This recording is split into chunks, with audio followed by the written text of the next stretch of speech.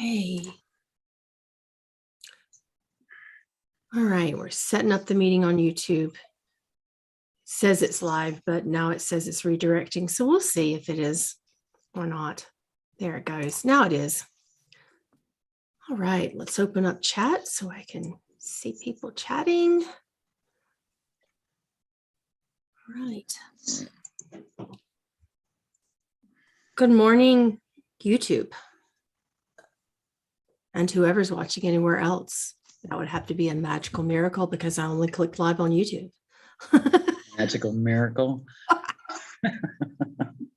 Hey, they happen these days. I just want to say I love your glasses. I don't know if I said that when I brought you on. I told sis, do I need to do pink or do I need to do green today? She said pink. So I must be feeling compassion today. Sisters know best. When I was putting my bracelets on this morning, I was going pink, green. I really felt in the heart center and I'm giving a lot of energy from the heart. So it was green today. I love it. Well, this is kind of fly off the charts intuitive. I felt that I would have you on today and I gave you literally 10 minutes notice. So thank you for literally doing that. No problem. We may get interrupted because I am working. I'm here at the shop. Just walk away from us and I'll keep talking. You know how I am. Not a problem. So tell us a little bit. We're here today, guys, with Samantha.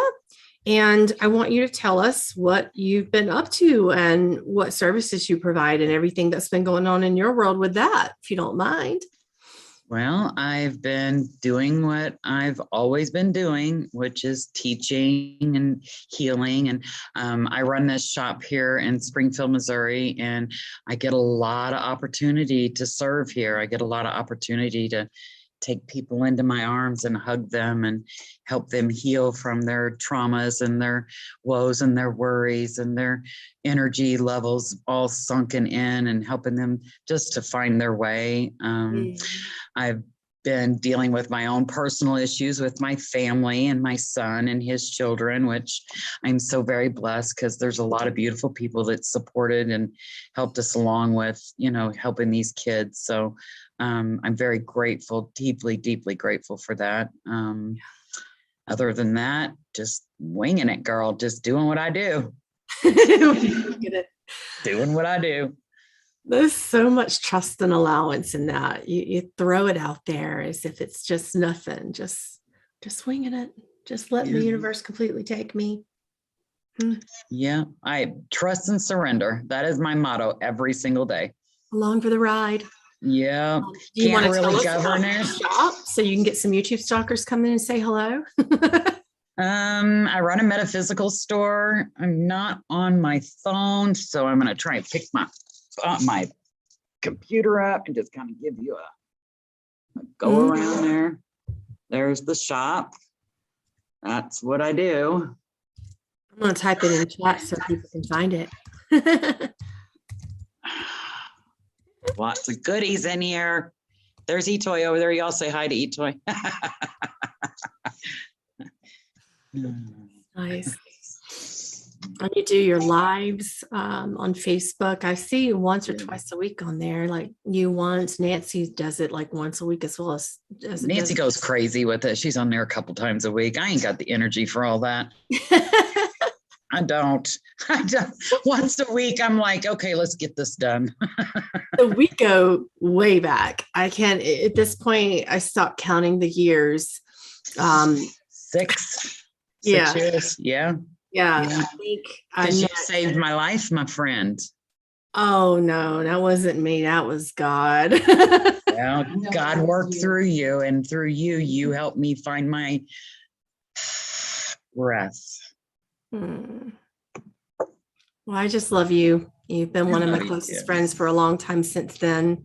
And just watching you blossom into your fullness, especially as a teacher, has been a really amazing journey for me to witness. Aww. There's nothing I love. I don't think you'd really have it any other way. You're always putting your foot square in my little sunshine crack. Always. You're like, you should be teaching. It's hard to be a teacher. You know this. it's hard to, know what you need and know how to guide you and know the tools that you need in your closet. And you give them the tools and they just throw them out the door.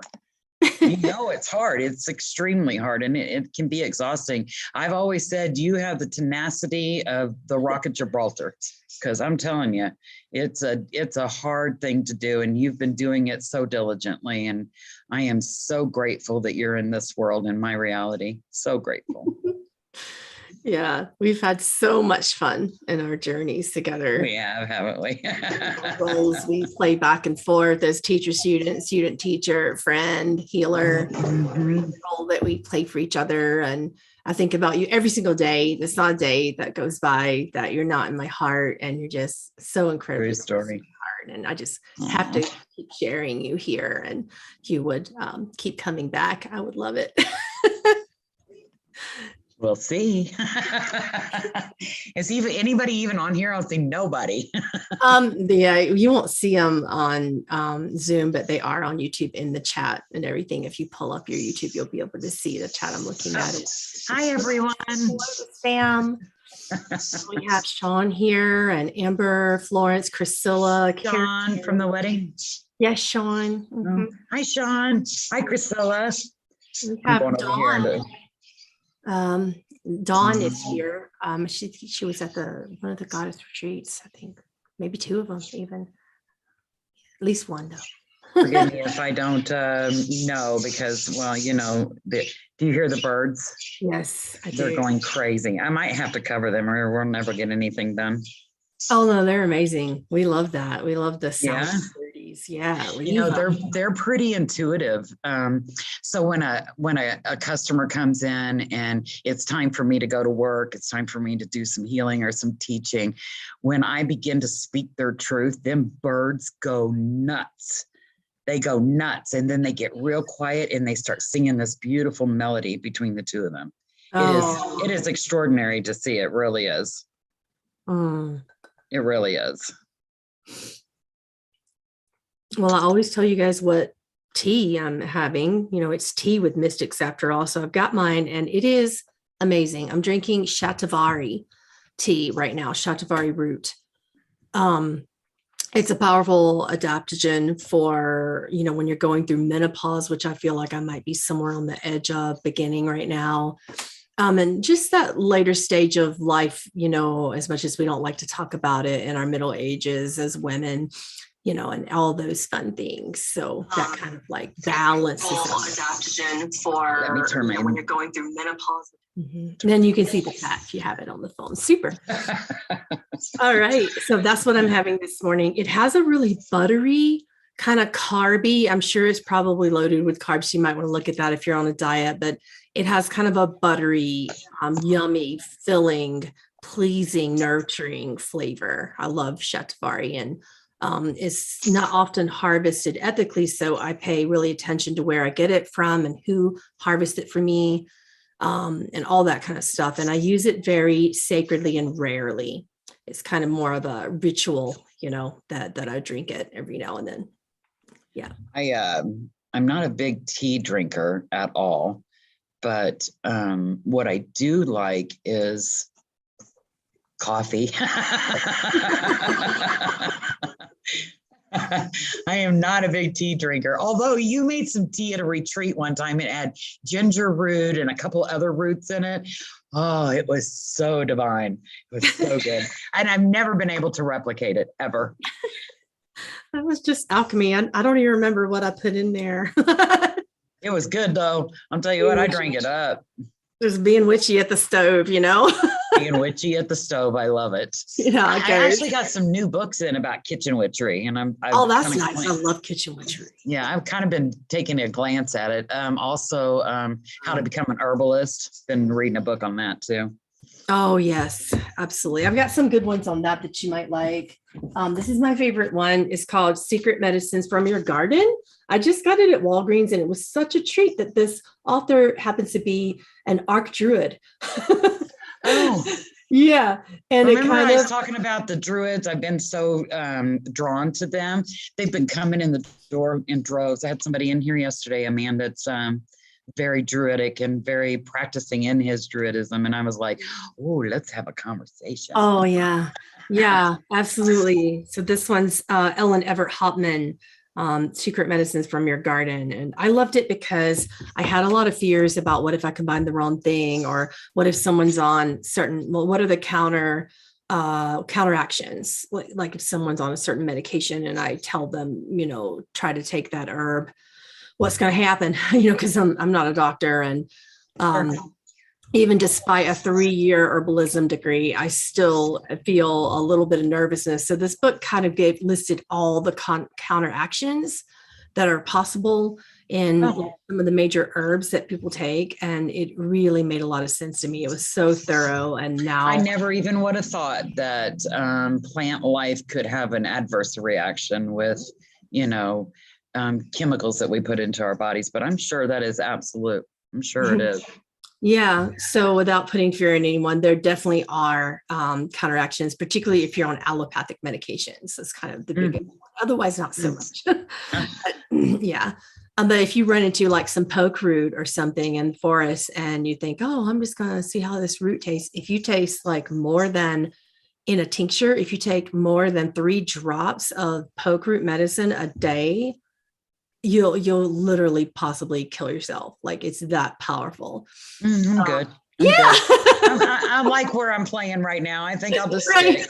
So I have to be really cautious what I tell people to take in my medical intuition readings. I'm very careful. I always go back to my notes and say, okay, is that going to? Well, that's because you're very integral and you're also very accountable. You take serious accountability. And it's one of the things that I appreciate about you. Even in all your teachings, you always have this accountability that lets people know that, listen, you're in charge of your own body. You're in charge of your own mind, body, and spirit. I'm just giving you tools, and you always give the truth according to the way you see it, and they can take it or leave it, right? Yeah. I love that you use that word, spiritual accountability. That is a word that has been, I call this the great forgetting in my teachings. And in a book that I'm writing currently, which is about the great forgetting, it talks about how we've lost the sacred. We've lost it in our language. We've lost it in our actions. We've lost it in our lifestyles and our cultures. And spiritual accountability was a post that I just put up yesterday for my community. And it was one of the phrases that I don't hear very often. I don't hear the word spiritual accountability, and it is a sacred phrase rather than a word. But I didn't catch that post yesterday. Yeah. And it goes along with the word conscience.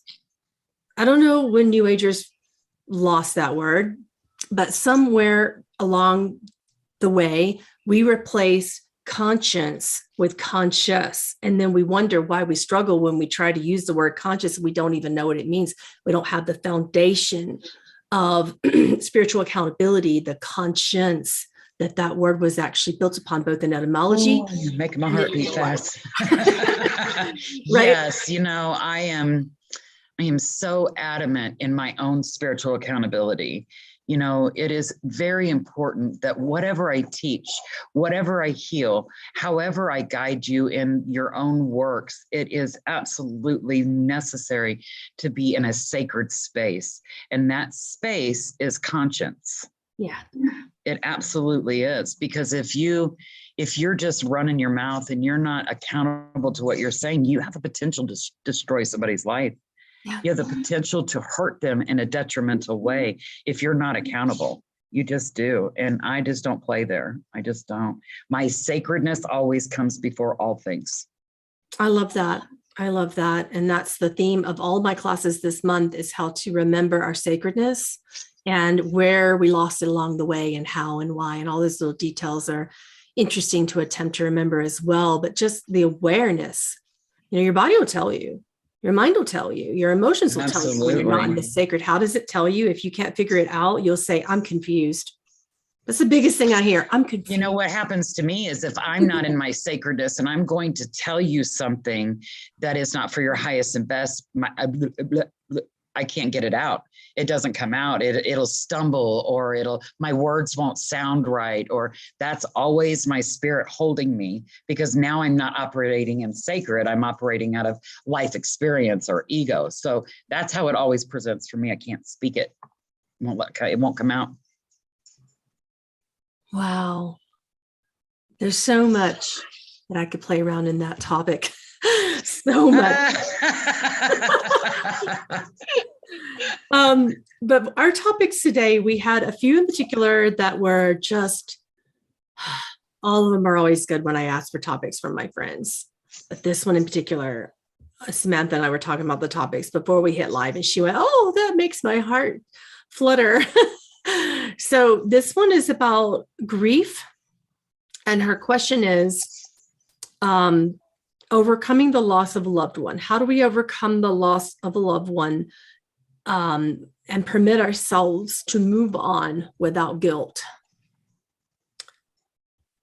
And I want to talk about that with you because you've been through a lot. And our community has been through a lot, and our families have been through a lot when it comes to loss on every single one of us. Yeah, true story. What would you say about that topic, about how to move on without guilt? First of all, we don't really lose. We don't. We lose the physical. We lose the ability to touch, but we don't lose the ability to love, because it is always moving forward, always. Love is the ultimate vibration. So it doesn't ever die.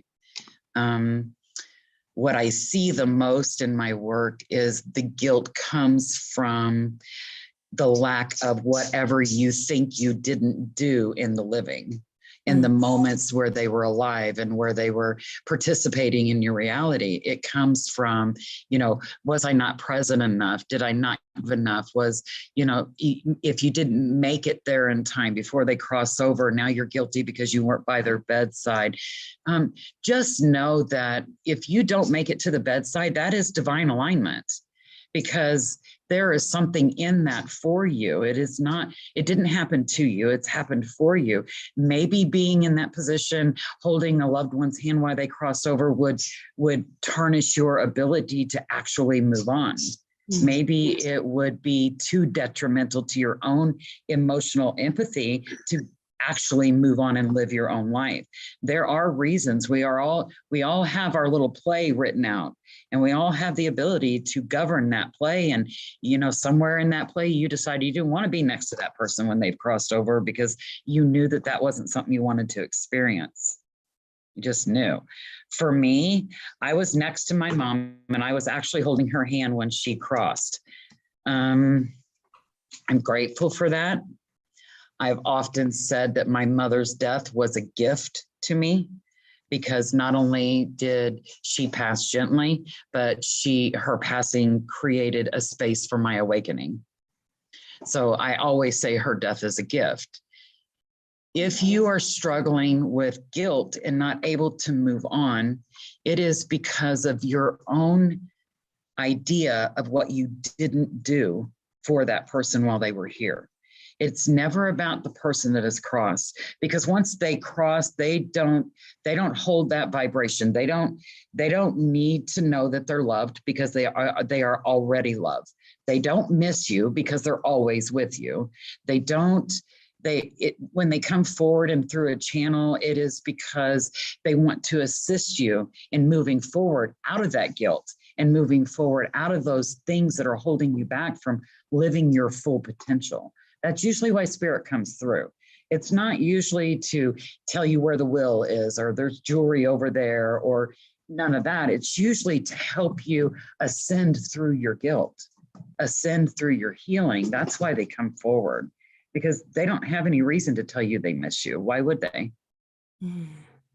They're in natural form now. They are there 100% to support everything that you do from this point on.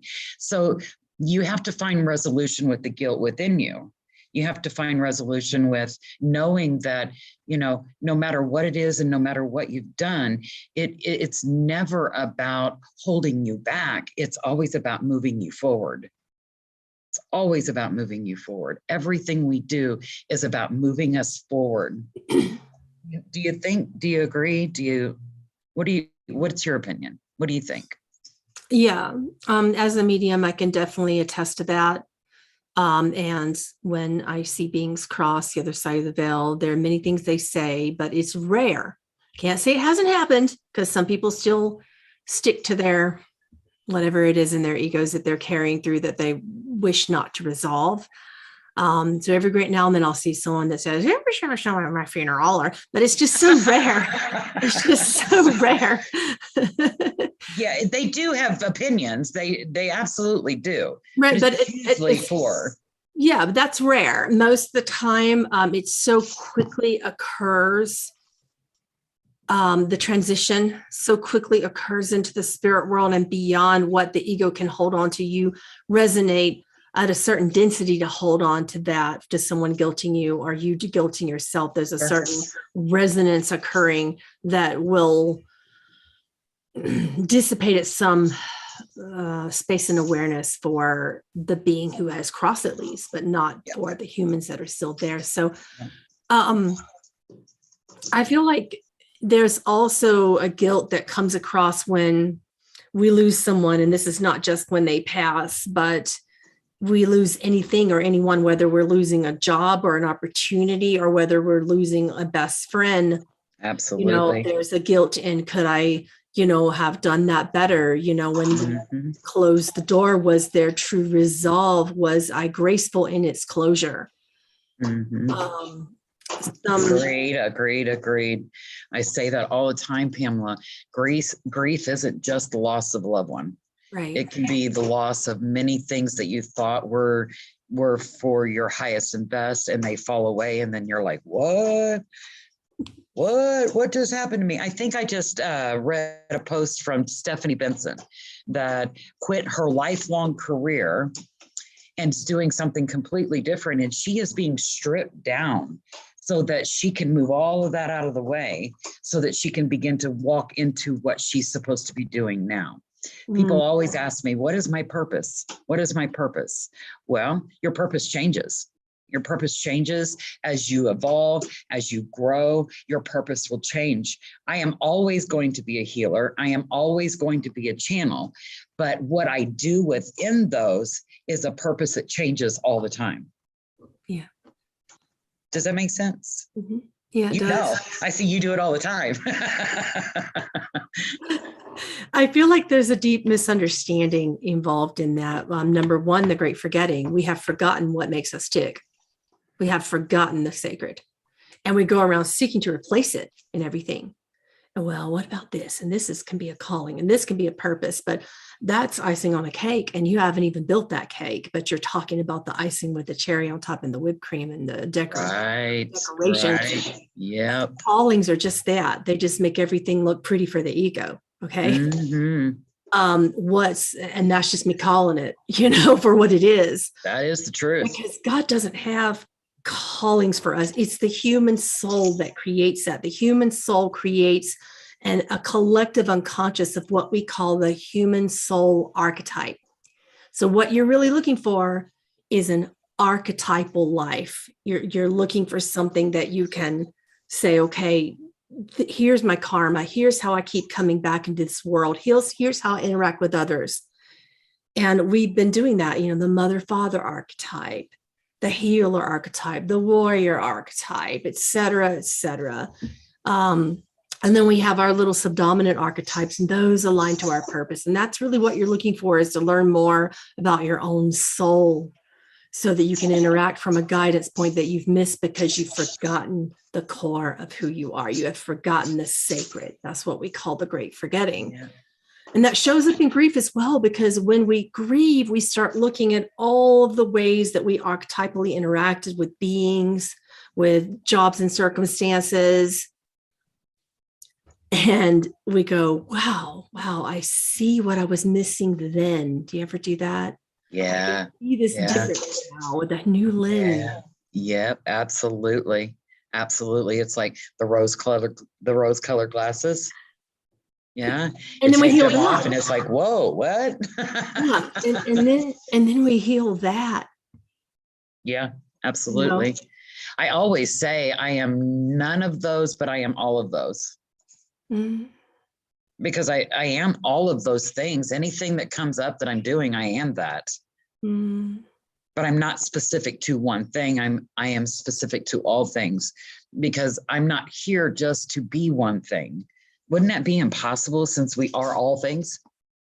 It would feel like putting ourselves in a bird cage and just someone drops some seeds and some water in there every now and then.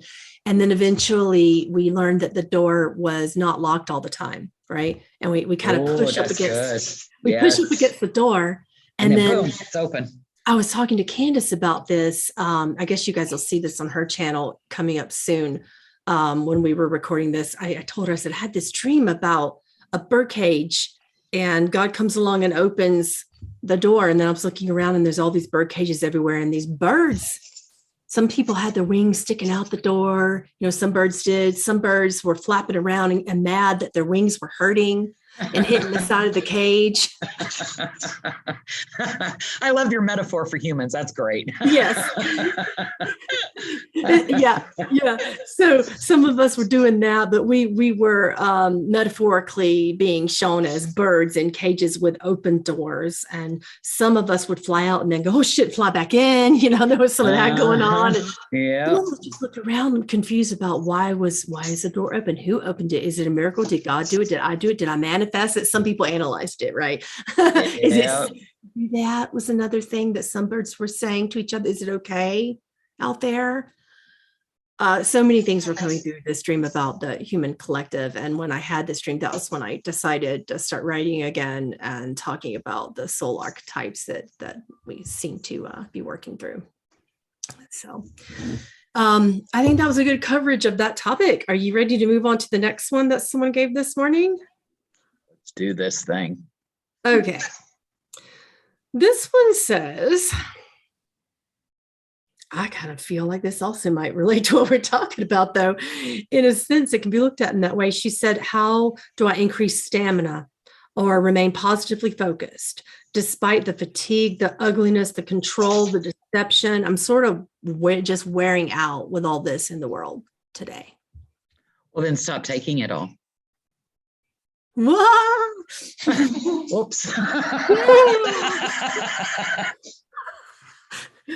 Well, is that not true? I mean, if my thing is if it don't feel good, stop doing it. If you're walking in that and you're taking all of that in all of the time, why are you taking it in? What is your own consciousness trying to tell you about what you're doing? If you're walking in, if you turn on the TV and there's big news blast of all the detriment in the world and all the stuff, and you're like, oh my God, that feels so bad to me. Turn it off. Turn it off.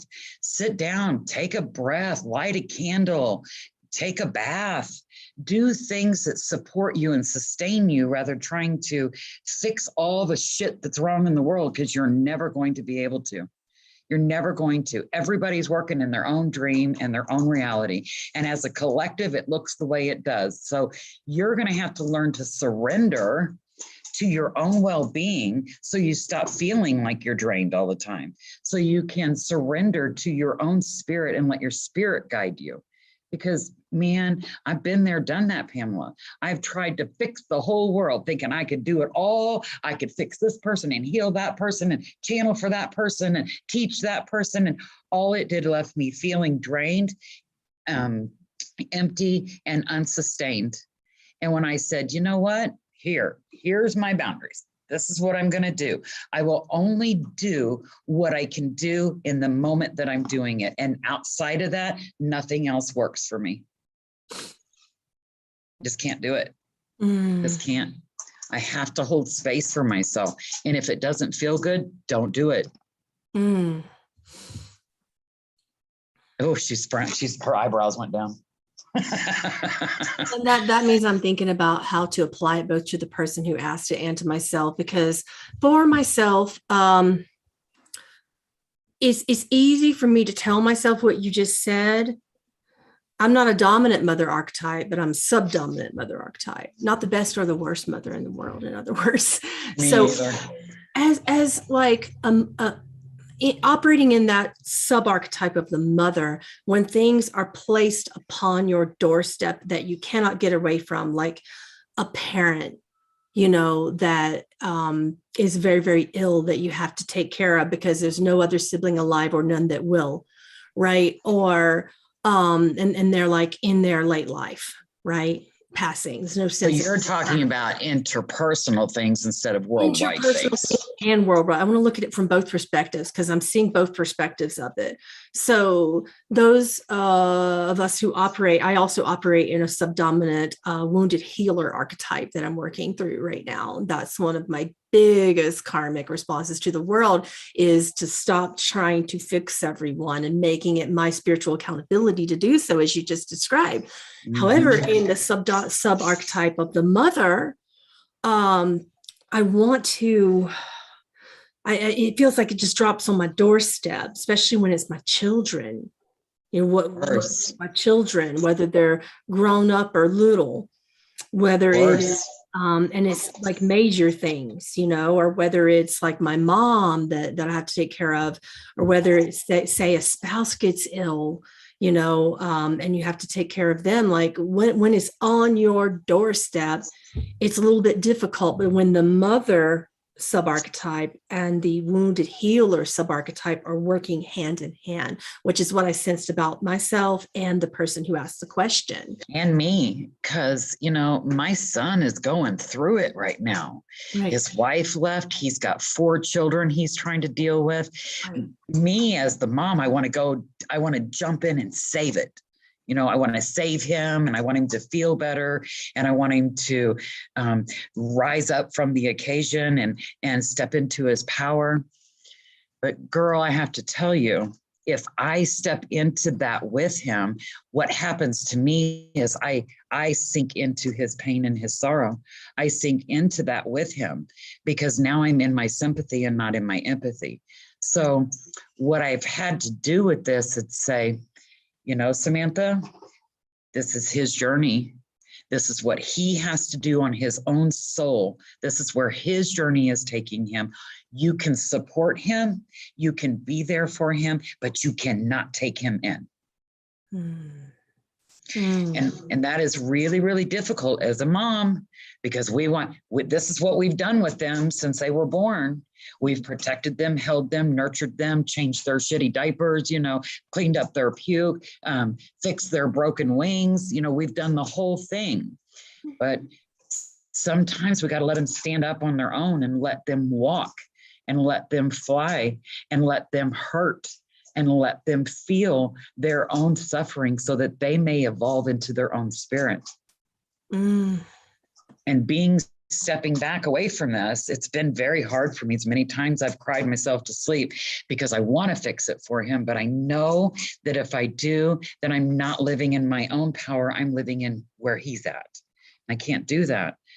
I have work to do. My work is energetically very necessary. I get people walking through this door every day that also need me. And if I give all that power to my son and his woes and his detriment in his life right now, first and foremost, there's not much left for me. So when it comes to her question about stamina and maintaining positive about it, what are your thoughts on that? Both the stamina part, maintaining stamina for these archetypes when they become difficult in these maintaining stamina is recognizing that you can't fix it. Recognizing that you have no control over it. That maintains your stamina right off the bat, because now you're not energetically in it. You're the observer of it. You're not in control of it. So correct. In other words, release your inner control freak about all situations. Sure, absolutely. Especially when it's interpersonal. When it's interpersonal, it's much harder. It's easier to release things that you have no control over when there's 7,000 miles away. But when they're right next to you and they're your children, your parents, or whatever, if you have a dying parent, you have to release control that you can't make your parent live. All you can do is make them comfortable. The positive part of that is knowing that you are love itself. Knowing that whatever you can give is your utmost love for the situation. That is holding that positivity. Okay, well, he's done tripped and fell again. So he got his taxes, whatever, and he tripped and fell again. And my reaction to that was, what next? That was my initial reaction. And then I said, wait a minute. Wait. I can't give that to him. What I have to say is, okay, I know that you are in God's hands, and I know that whatever you're going to experience will elevate you to the next level. I have no control over that. So when I give that power back to him, when I give that energy back to him, instead of taking into it, my whole thought changes. It's like a release. It's like a giant release. And then I can say, thank you for showing me that his path is his own, and that I hold space for myself so that I can hold space for him. Right. It's a mindfulness. It's a mindfulness of knowing that the only thing you have control over is yourself. Someone in this chat just said, as a parent in the depths of your soul, it's hard to watch them go through their own way. And another person said, is there a difference between fixing and helping? I'm like, absolutely. Oh, hell yeah. Oh, hell to the yeah. Yes. When you said the mindfulness of that, for some reason, I guess it's just the Lilith in me and that channeled aspect coming through, but she thought you were going to say the mind fuck in that. Because yes. She did say mind fuck.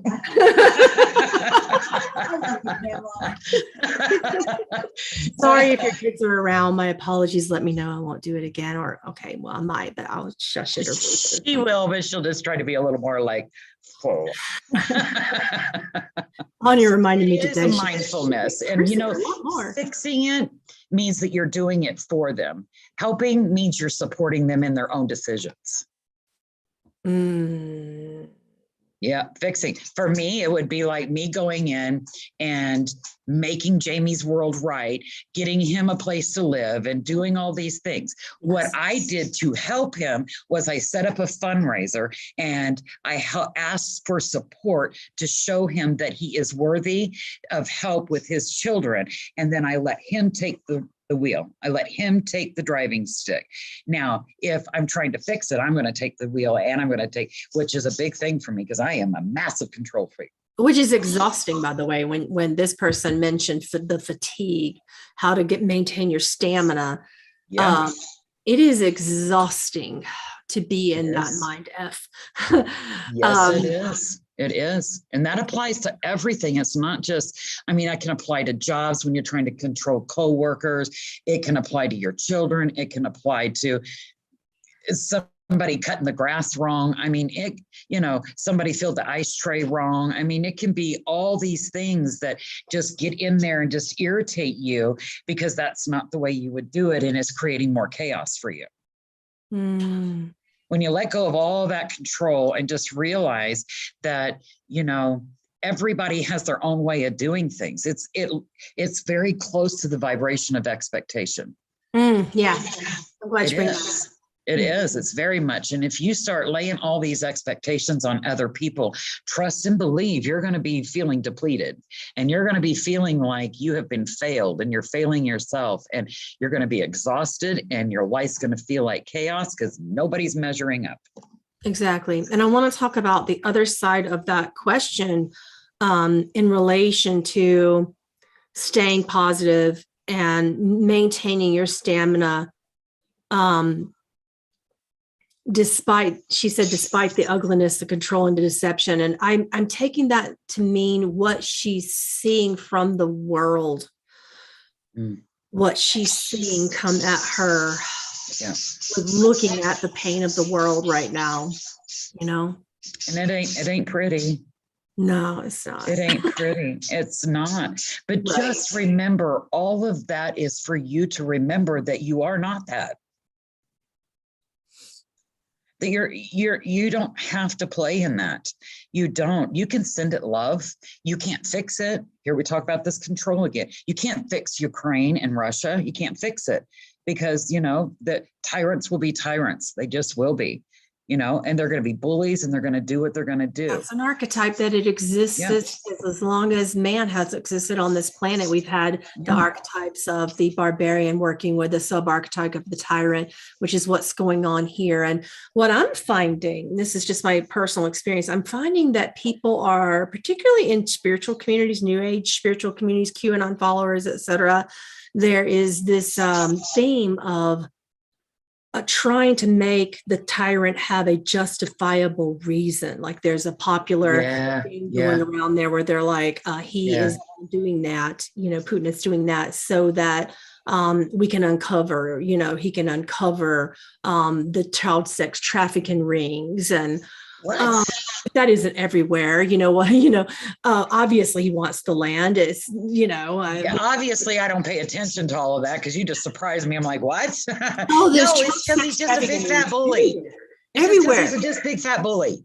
Yeah, he's just a big fat bully. And sometimes it's just that. And you can't go up to a bully. If you look at this from the playground perspective, going back to our middle school years or whatever it is, nobody wanted to bully me because I punched square in the face.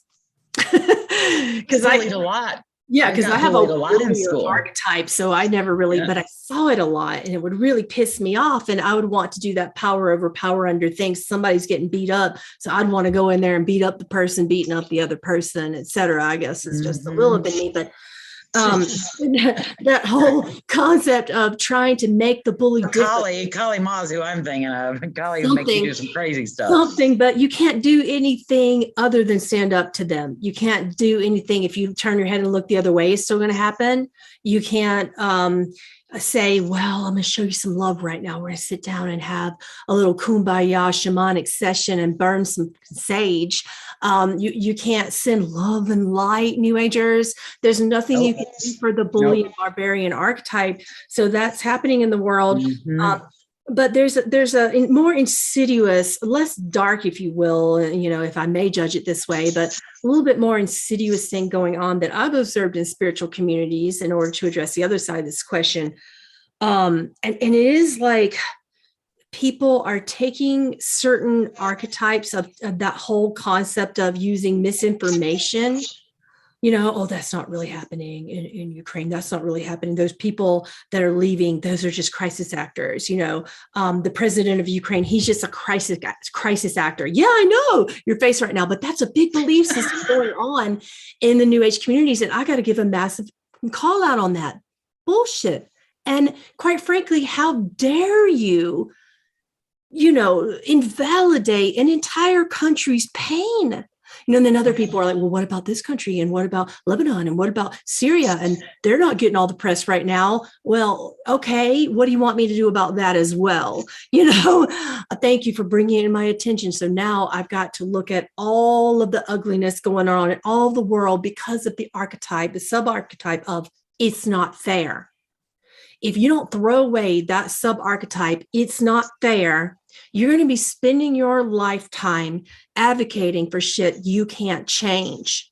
And this is a hard mystical law, people. This is a hard one to let go of. It's not fair. I don't ever say that.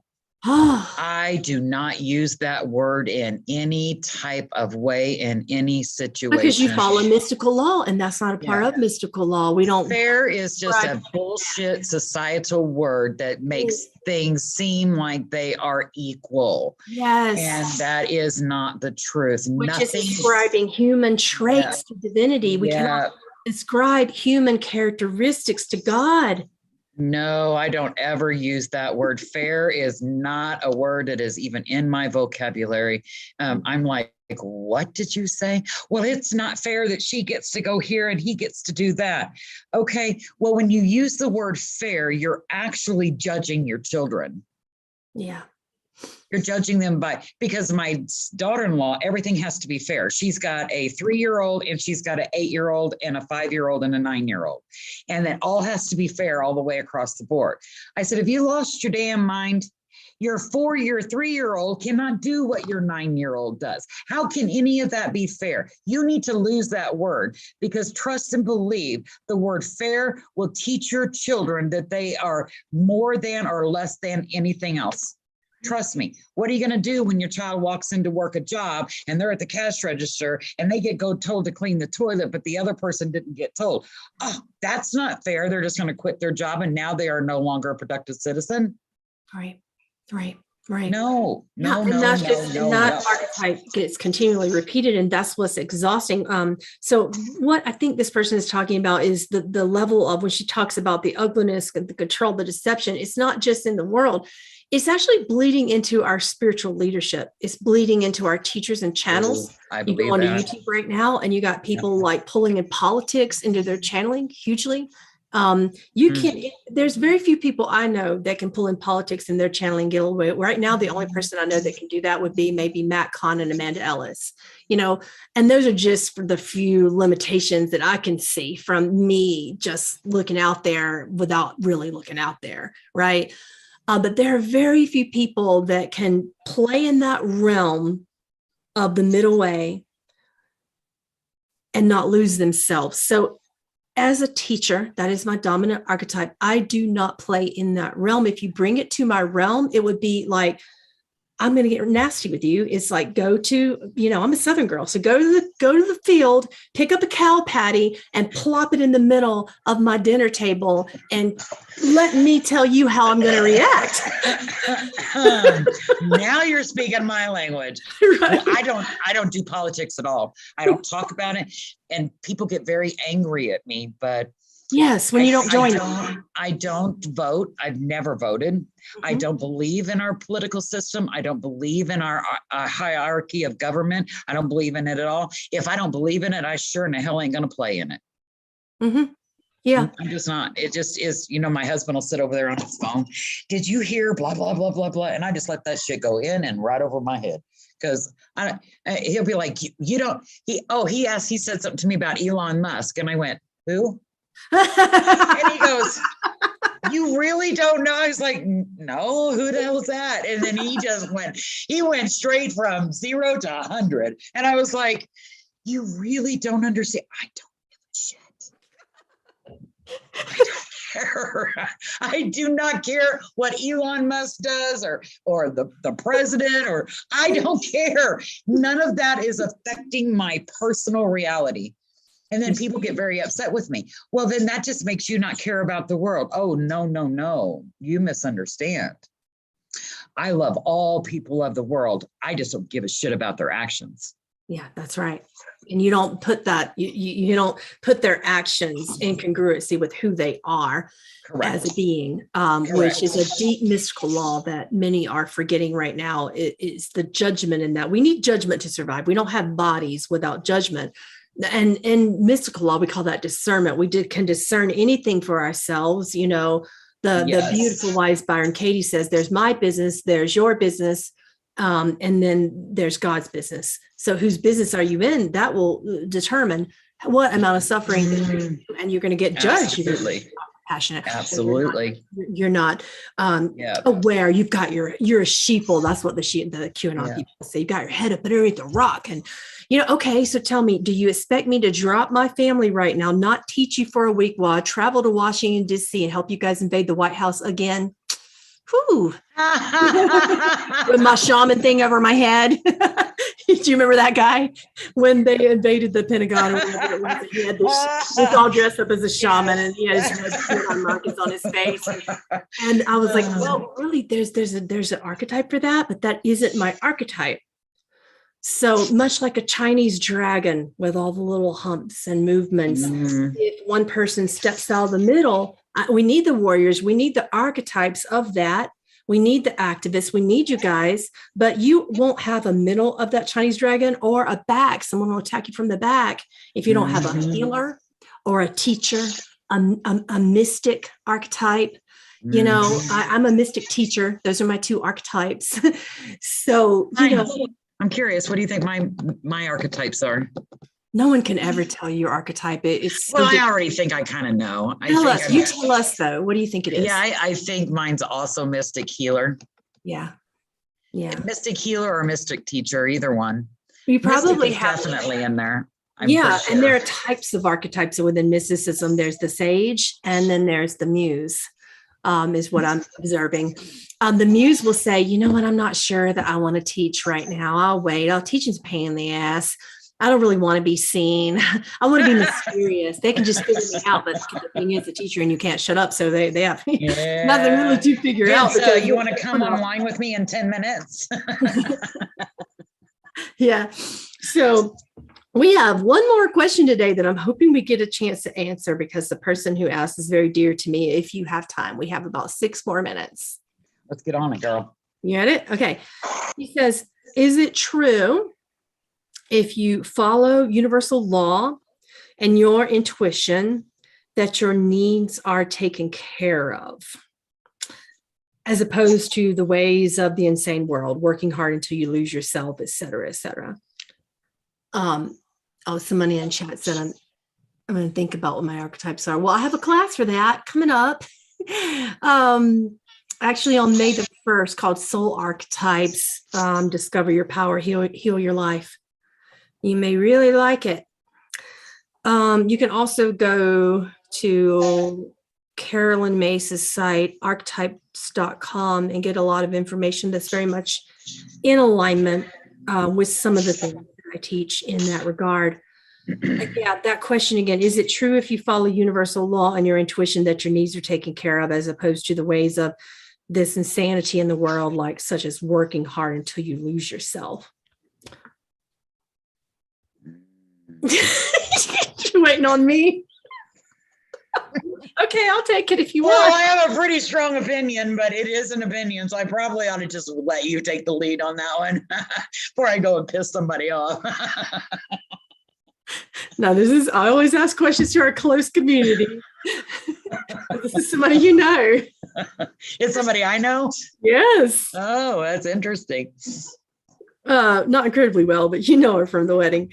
Okay. To answer your question, this is your sub-archetype. Something is triggering you to access your inner control freak. So when you tell me a question like what you're essentially asking without saying it is, how the bleep do I let go? And when you ask for a blueprint on how to let go, it's like, how do I stop doing this? Oh, how do I stop doing this? Just fucking stop doing it. I chopped the pen. Correct. Yes. Just stop. Right. So what you're trying to control, this is very ego. When we first go into mystical law, the ego flips its lid. It loses its shite. Like it just goes nuts. And it's like, what about my survival? What about my money? What about my bank account? This is one of the first things we do. I dare any of you in chat right now to say that you didn't do it. I've done it. I've done it. Right? Yeah. One of the first things I did, particularly as a mom, because I started this business when I was pregnant with Cole, right? And I had been reading for, 30 years or so for people just in practice and doing healings and doing teachings. And then I thought, well, really? Somebody can pay me for that? For real? Right. And I met another Native American woman, and she said, why are you coming to me for a session? Why are you here? And I went, because I'm scared. She's like, but you know your answers. I'm like, but I'm scared of my answers. So I need validation and approval from someone else because I'm scared of my answers. And she said, yeah, that makes you a teacher. Please get out of my face. This session is over. That was my very go-to answer when that question came up. Why are you afraid? Yeah. Why are you afraid? Yep. That was my simplest answer to that whole question. Why are you afraid? Mm-hmm. So in the new way of what I call the great remembering, we talked a little bit about the great forgetting. That will come up in my books. You'll understand it then.